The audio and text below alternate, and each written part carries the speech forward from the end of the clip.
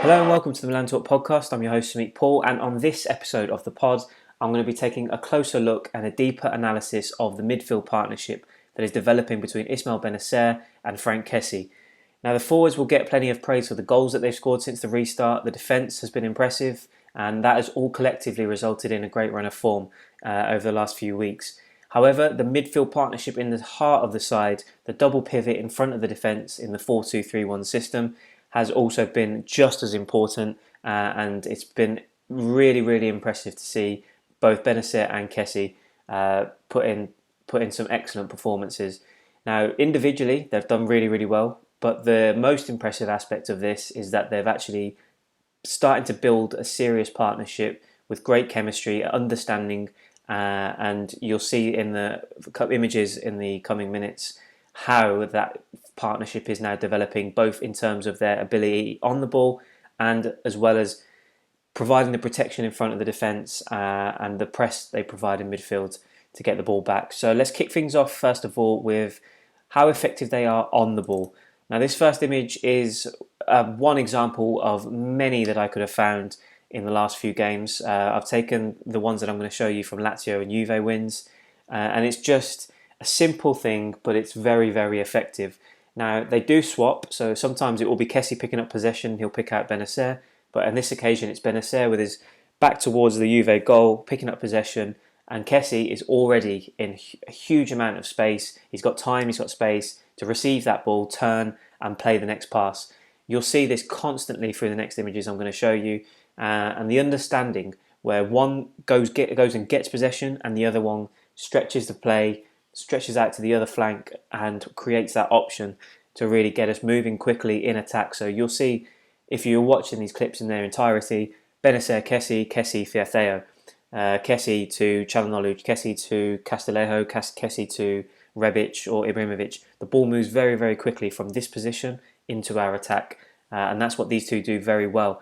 They keep it simple. They don't try too much. They do offer the penetrative runs off the ball and become a threat in themselves in the final third. But ultimately, their job is to win back possession, recycle the possession very quickly and give it to the creative players to be more effective and do the damage in the other half. Same again in this situation. Kessie takes out two Lazio players with one pass. Bennacer finds himself in a pocket of space between the attack and the midfield, and he will then control that ball, quickly turn, and we're off straight away. We've transitioned from defence straight to attack in a matter of seconds because of these two and the quick turnover that they produce, getting it from the defence up to our attacking players. And again, next one, exactly the same kind of thing. Bennacer moving into the Lazio half, and there's Kessie, giving him an option, spread it out wide, shift the ball left to right, right to left, keeping the Lazio defence shifting across the pitch, keeping them busy, and also the midfielders having to close that space down and progressively getting more and more tired. These two just do it so often. I could be here all night picking out examples of when this happens during games, but these are just a few specific examples of how they create the space and how they always provide an option for one another to get that first pass if nothing else is on. So that's a really impressive part. And then finally, again, Lazio game, and the same thing. Usually it is a mixture between the two, but obviously I've picked out a number of examples here where Bennacer is the one passing to Kessie, and then Kessie is dictating it and passing it on.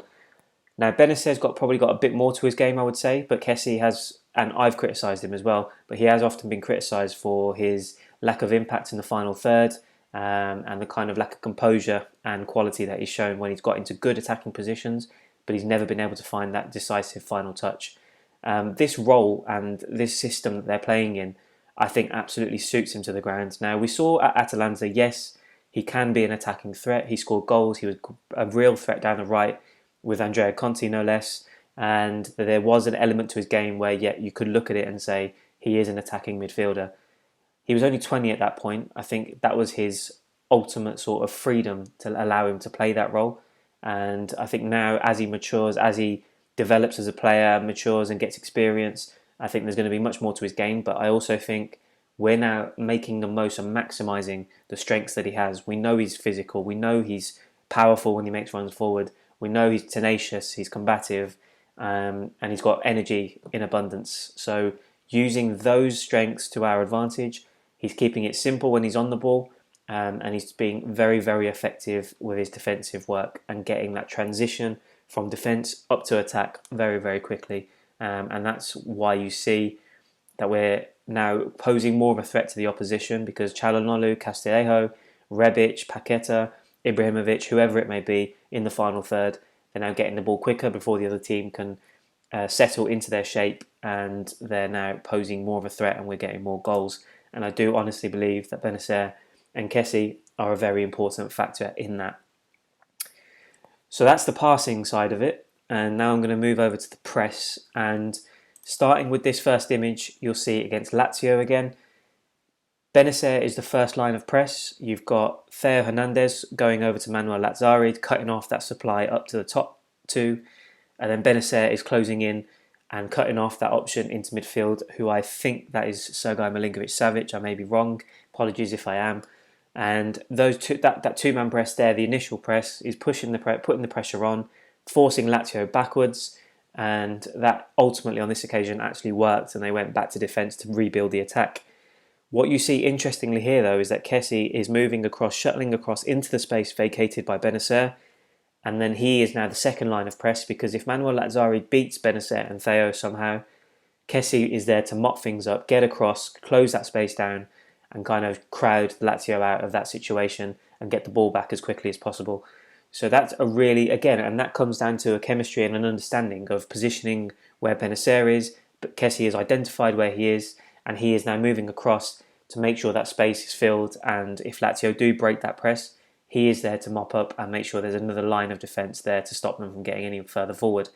So that understanding between the two of them, when to go, when to stop, who goes when, who then covers for who, all very intricate and very impressive factors of this partnership that they're building. And like I said, that's just one of the elements that I find really, really impressive about it. Moving on to the second image, this is now a different example of the press. Now Stefan Radu's got the ball. In this game we adopted different tactics. So Ibrahimovic started up top. We didn't have Rebic pressing from the front, and Bonaventura, Salamakers kind of drifted backwards and weren't as in their face, as it were. And that's why Stefan Radu is able to get into our half and now play this pass. But what we did so brilliantly against Lazio was that we let them have the ball in defence, but as soon as the ball got into their midfield, we absolutely pounced on them at every opportunity, and the defenders stepped up as well at times to cut off the supply to Luis Alberto and Joaquin Correa. But Kessie and Bennacer did this brilliantly at times as well. Now you can see them both, they've got their men, they know the assignments, and they're right on their heels. There's no time, if Radu plays that ball into either of those two players, there is no time to turn, there is no time to settle with a touch, because Bennacer and Kessié are already breathing down their necks.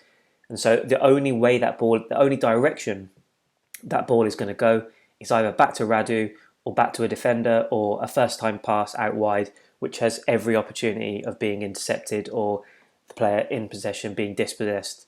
So again, another different way of pressing when it's a two-man press at the same time, simultaneously, and very, very effective in shutting Lazio down in that game. So again, they know their assignments, they're sticking to their guns, and they're doing it very, very well. That takes positional awareness, that takes tactical awareness and intelligence, and they're showing it in abundance in the last few games. And then moving on to another example of the press. So this time Bennacer is the one getting stuck into the tackle, and this kind of combines the 2 points that I was making. So he's there to make the tackle, and Kessie is already on hand in time, with time, in space, ready to receive the ball and take the ball forward and move us onto the attack.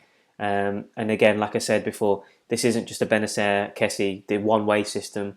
They both do it.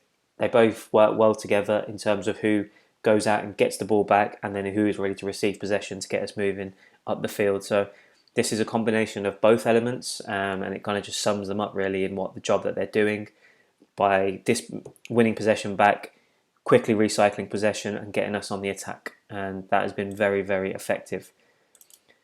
And then the final example, so I've shown examples so far of their ability to press and dispossess their rival midfielders, getting a foothold in the game and kind of winning that midfield battle to give us an opportunity to control proceedings and then play at our tempo once we've got the ball back. This is something else that they're very effective in doing, Long ball played up to Cristiano Ronaldo. He actually goes on to control this pass. Kaya has to kind of drop back and give him a bit of space because he doesn't want to get beaten. But they're on hand, both Bennacer and Kessie, ready to pounce on the ball, put pressure on Ronaldo and win the ball back.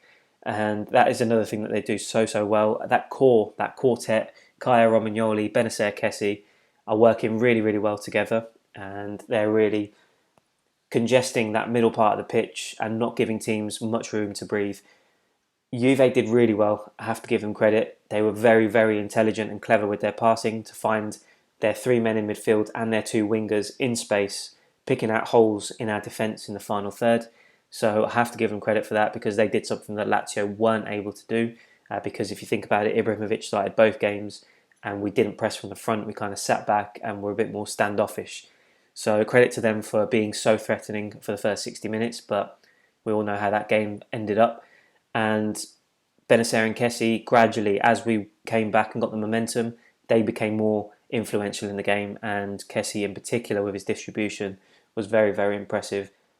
So that's the Kessie-Bennacer partnership. I'm looking forward to seeing this develop in the next 7 games before the season finishes, because I truly believe that although there's so much talk about midfielders being signed, talk of Bakayoko potentially coming back, you've got people like Florentino Luis, Toon Koopmeiners, Samuele Ricci. There's loads of names that have been linked with a move to Milan this summer, and well, of course, Sandro Tonali is another one.